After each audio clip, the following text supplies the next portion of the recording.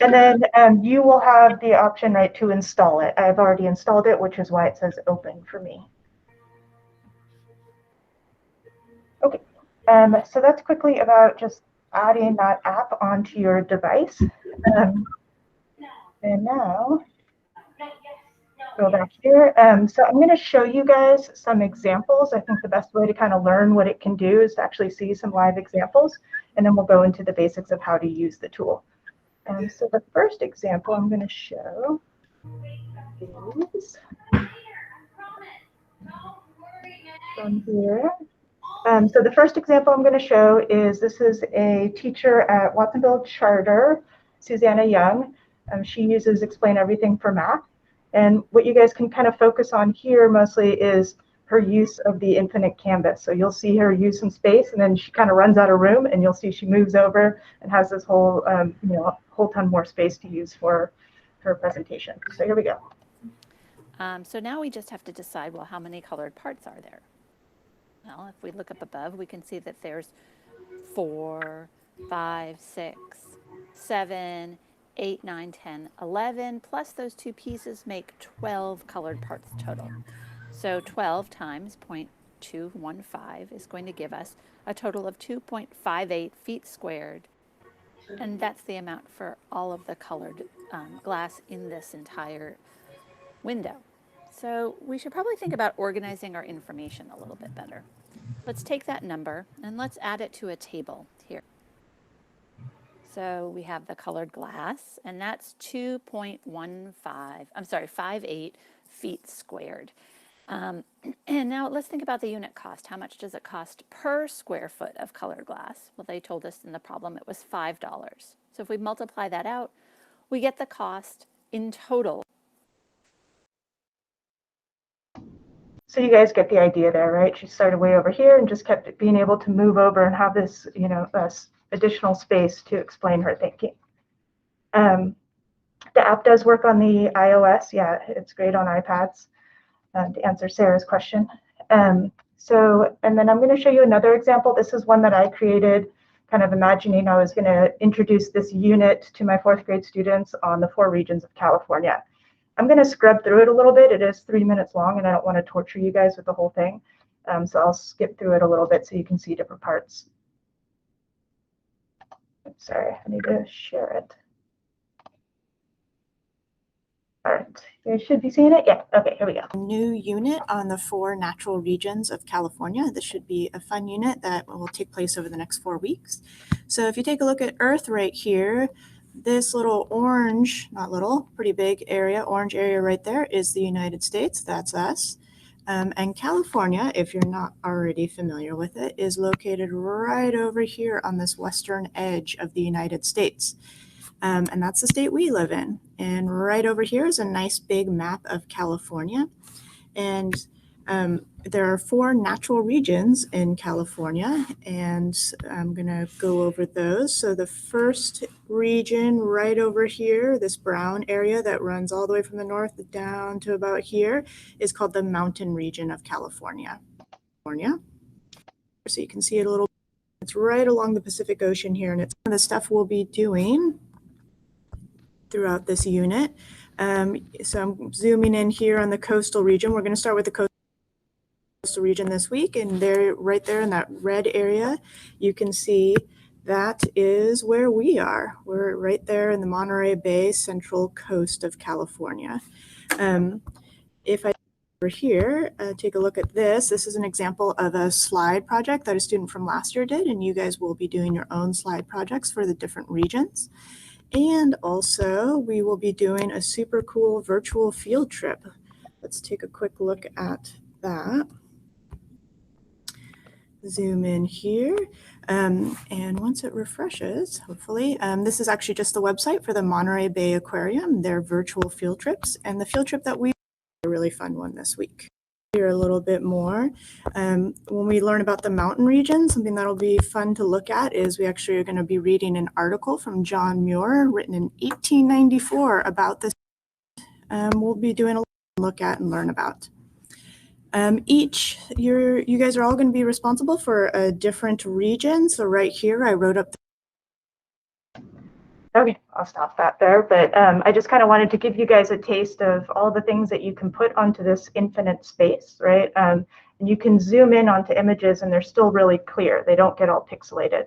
And I added a website, a PDF, a Google slide, all kinds of different, different images and things on there to make that introduction. Okay, so now we are going to get started with actually using the tool. So I don't think any of you are on the Dell Chromebook, but if you want to, if you are, you can go ahead and open up the app. If you're not, then let me show you what you're going to do.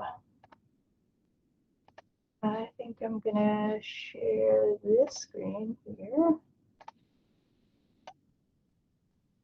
If you're just on a regular device and are going to use the website, then what you want to do is go to Explain Everything, or just do a Google search for Explain Everything, or go to explaineverything.com and click on that link there. And then you're going to go up to Sign In and sign in with Google. It's, I think, going to automatically log the, oh, here it is. Then you're going to choose Sign In with Google.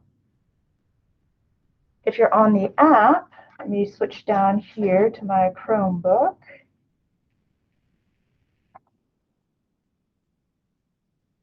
If I can resume presenting here.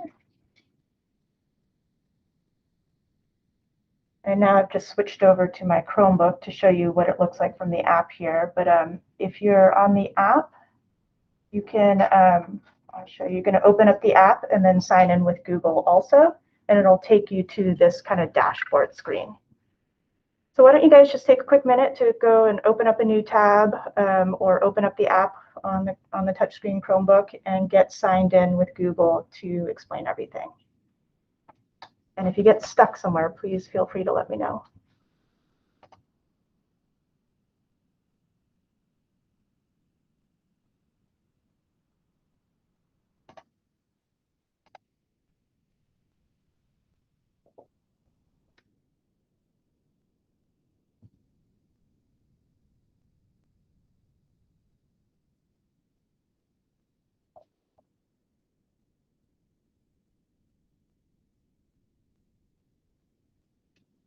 All right, you guys want to give me a quick thumbs up if you're ready for me to move on? Sarah says yes. Wait for Sue and Sharon and Anna. Mine's laggy, but I'm there. Okay. Sue says she's good to go.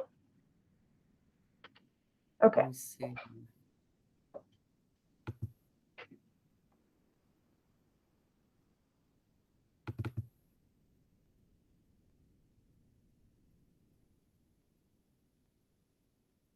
All right, I'll kind of start talking slowly, and if Sharon, you get stuck, please just shout out, let me know.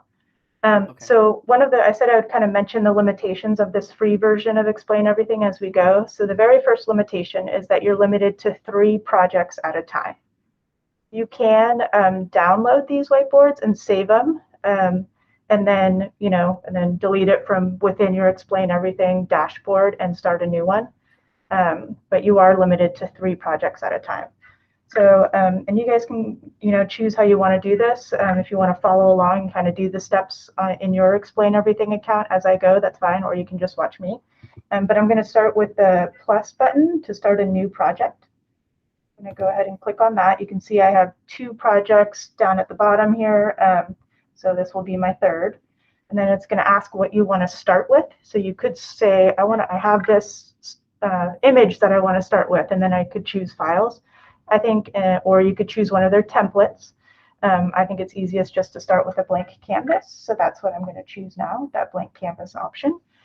And then it gives you this nice, big, clean whiteboard space.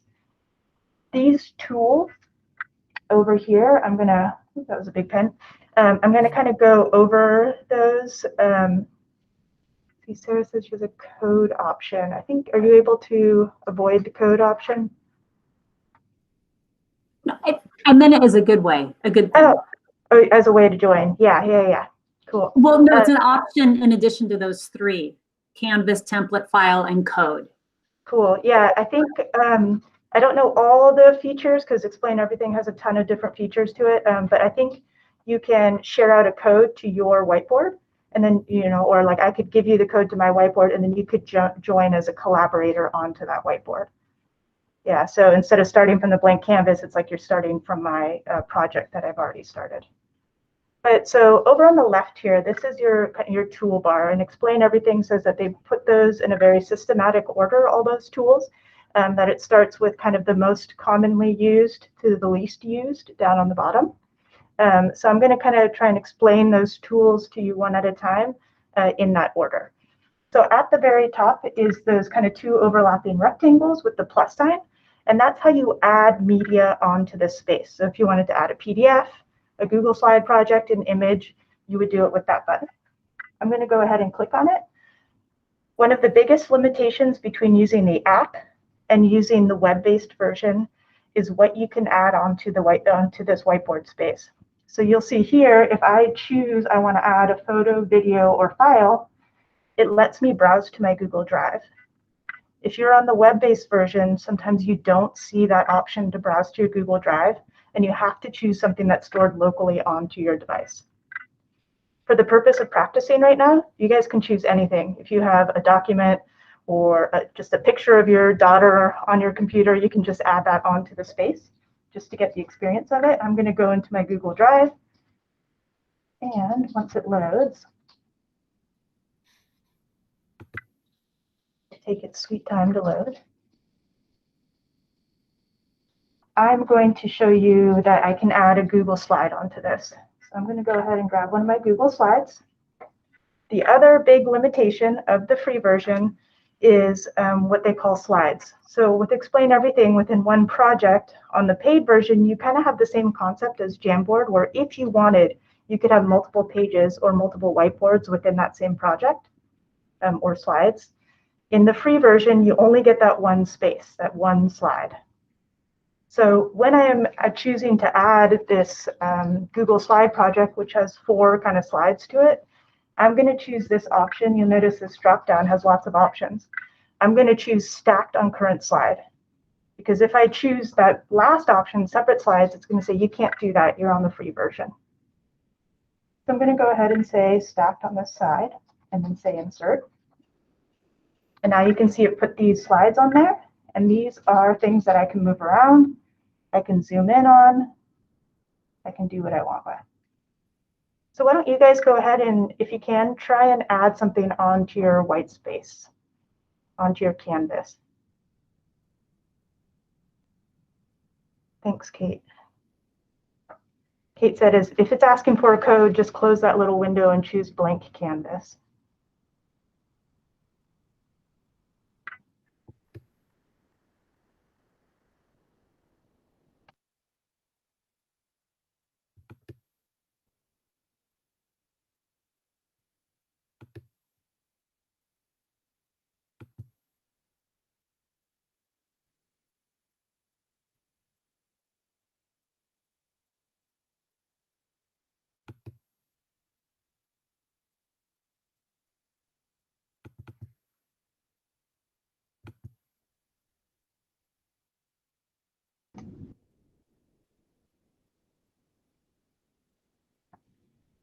Hopefully I'm not moving too fast for you guys, but I do want to show you what all the rest of the tools do. You want to come back to the Google Meet tab if you're not already there. The next item on that toolbar is the hand tool. And the hand tool, you can think of anytime you want to manipulate an object on the screen, you want to switch to the hand tool. So if I'm on some other tool over here on the side, if I decide I want to move one of those slides around that I just put on, I have to select the hand tool first. And then it allows me to move it on this screen. And it allows me, I'm using a touch screen with my hand, right? If I pinch, I can, oops, sorry, got rid of the hand tool there. I can pinch to zoom in and zoom out. And I can also choose to rotate it and move it around on the screen. So go ahead and try that hand tool just to move something around real quick.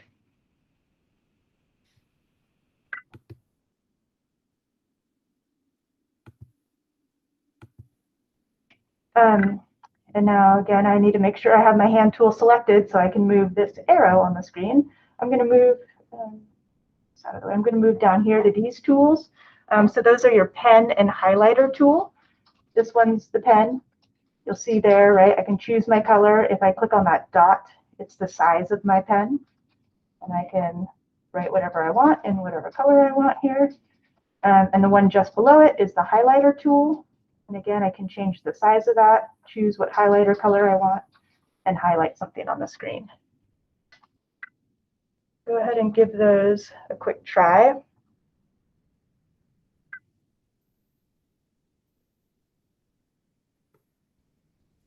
Oh, thanks, Kate. Kate said if you're on the web version, which I think all of you guys are, so I shouldn't be giving more suggestions to those, right? You can't pinch, right? So, right, when you're changing the size of the object, it's like scrolling on it, right? Or if you have a mouse with that little scroll wheel. So even though Explain Everything says that these are in the order over here of most used, I want to jump down to this X tool because usually the question I would get next, or the thing I wanted to know next, is how do I remove something, right? Oh. You can't just, if I try and click on it, it lets me move it around, but I can't get rid of it. You actually have to tell, within the toolbar that you want to remove something, and that's with that X tool.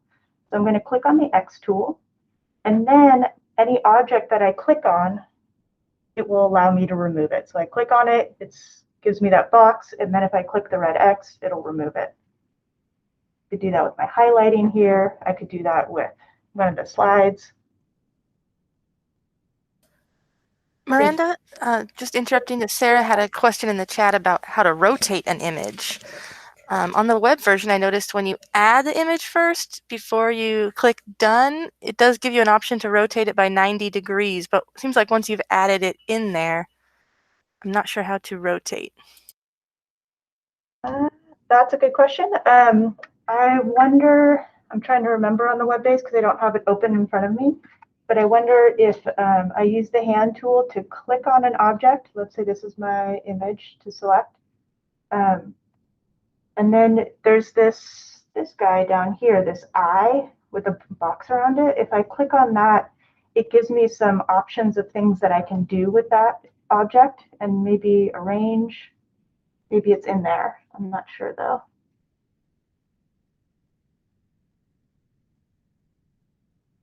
And since I'm pointing out this tool, I will just go over it now anyways, even though it's kind of at the bottom of their list. This eye tool, once I click on the eye tool, then I select the object. It'll let me arrange it. So if I wanted to layer things, I could put one thing in front of the other.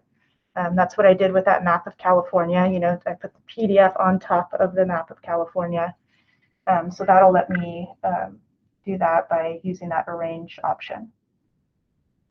And again, that was by selecting that eye tool, which they call the inspector tool, and then clicking on the object. You could also lock things together. So I could lock these two together. So anytime I moved one of them, it moved the other also, kept that same, space between them. And oops, I did not mean to do that.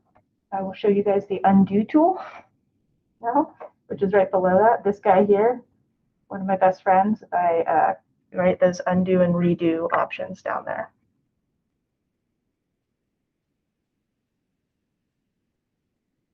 Similar to kind of other kind of spaces like this, right? You have your shape tool and your text box tool right there.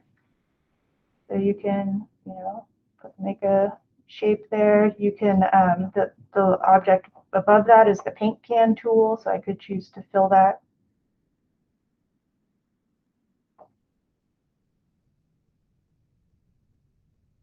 And I'll show you guys the text box tool.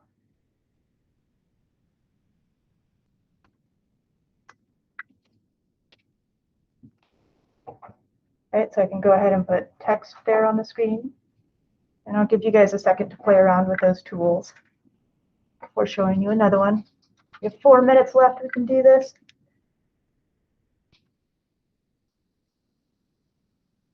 I might have to get back to you guys about the rotating if you haven't figured out how to do it on the web yet. Miranda, I have a question. Yeah. I had everything up and everything was great, but then when I tried to add something to it, it says I'm working offline. Why? I'm not offline. Huh. It won't let Interesting. me. I'm just I curious what that is. I don't know. I haven't seen that. Do you think it's due to my Wi-Fi out here? I mean, it sounds like it to me, like it somehow dropped you. But it's hard for me to know for Okay, well, sure. I'm taking notes, and Okay. a lot of it is very familiar anyway from other apps. But yeah, Yeah. this is, the whole sidebar thing and everything. So it's good. I'm learning, but Okay. I was wanting to try to do things, but Yeah. it won't Yeah, let that's me. frustrating. Sorry, I'm not sure why. Yeah. Kate said if you hold the Alt key and scroll, it'll let you rotate. Looks like it Oh, worked for Sarah too. Alt key and scroll to rotate. Thank you, Kate. So the other tool that I wanted to show you, I have two more tools in the last 2 minutes here. This next one further down, that's kind of has that dotted line with the rectangle. That'll allow you to immediately copy something. So now I'm going to go over to where I just put my text. And if I kind of click and drag, it'll make a copy of it. So I could, then move that around on the screen. The last thing I want to show you, which is one of the most important things, is way on the bottom here. This is what lets you move around that infinite space, this little magnifying glass. So once I click on that, then I can, drag over and get all, this extra space over here and keep moving forever if I wanted to. Something that I didn't get to, and I apologize, is kind of the recording option within this. So another part of the limited free version is that you can only record up to a minute within the tool. You can see down here on the bottom oops, let me move this guy out of the way, is the recording tool, right? So I could record, like I did that California presentation, I could record straight in here, but it limits me to a minute, which isn't very much time. If you want to go beyond a minute, actually make a recording out of this whiteboard space, I just used Screencastify for mine. So really quickly what I did was I went to the web, right? I used the screencasting tool, said start recording, and then went over to my Explain Everything whiteboard, and now I'm recording my presentation on this Explain Everything whiteboard in Screencastify. And then it'll save automatically to your drive. If that Screencastify option was too much for you, just let me know. I can always show you at another time. We can make a one-on-one appointment and I can show you how to record your whiteboard once you have everything on there ready to go. Ooh, okay, that was a whirlwind. I do have my Google Classroom starting in 1 minute. Please feel free to reach out to me, Miranda_Felton@pbusd.net, if you want to go further with this tool, or you want me to repeat anything I just showed you. And thank you all for joining. Thank you, Miranda. That was welcome. very interesting. And I like how the Screencastify works with it. That's good. Yeah, it's nice. It's a nice little workaround. Yeah, it's nice how they get Thank you, together. Sue. Thanks, Sarah. Thanks, Sharon and Anna. I'm not leaving. I'm staying. Do I need to clock in? Do I need to come in on the next one or just stay? No, you're good. It's the same link. Yeah. So if you're planning on staying for Google Classroom, please stay. Yeah. And I want to stay too, so I'm just going to stick around. all right. Anything helps.